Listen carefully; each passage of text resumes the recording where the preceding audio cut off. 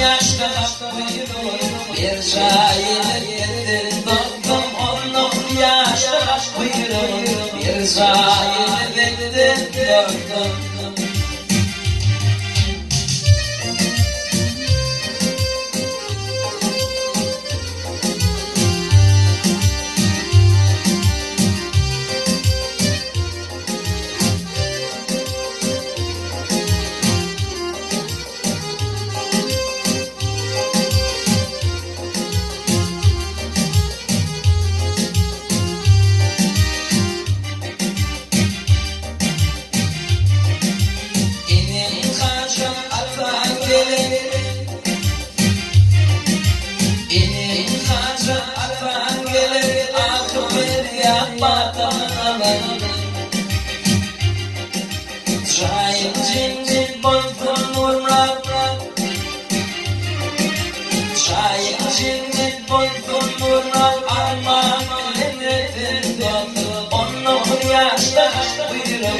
Bir şair doktum 10 yaşta buyurun bir şair doktum bir şair doktum armağan